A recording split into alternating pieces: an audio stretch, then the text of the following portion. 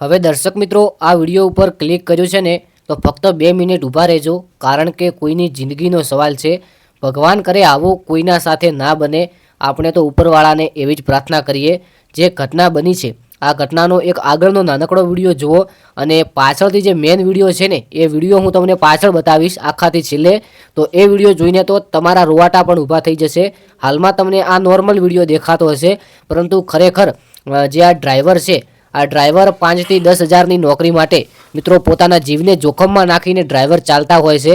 અને આ ડ્રાઈવર સાથે પછી આવું બને ને ત્યારે 2 પ્રકારની મુશ્કેલી આવે. એક તો આ ગાડીને નુકસાન થાય અને તેના લીધે જે તેમના શેઠીઓ હોય તે મિત્રો બોલતા હોય છે. ઘણા એવા શેઠિયા હોય છે જે બોલતા પણ નથી, ફક્ત ને ફક્ત ડ્રાઈવરનું ધ્યાન રાખતા હોય છે.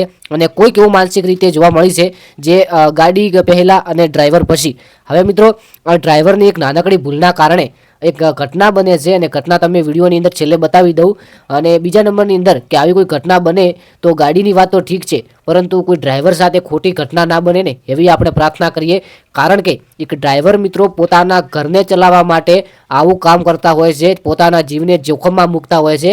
અને તમને ખબર છે કે ડ્રાઇવિંગની અંદર આમ માનીએ તો એક મજા છે અને આમ માનીએ તો એક જિંદગીની સજા છે. તમારું શું કહેવું થાય છે આ વિડીયો વિશે કોમેન્ટની અંદર જણાવજો. હવે આ વિડીયો તમે ધ્યાનથી જુઓ કે એક ટ્રક છે આ રોડ ઉપર છે.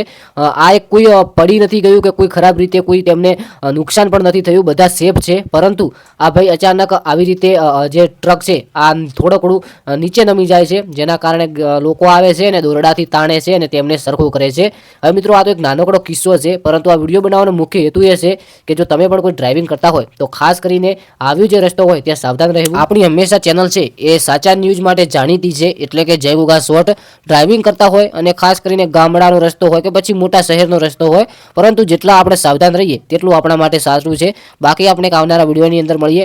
વિડીયો સારો લાગ્યો તો લાઇક કરી નાખો અને કોમેન્ટની અંદર તમારું નામ અને ગામ જણાવી શકો છો. એક આવનારા વિડીયોની અંદર મળીએ.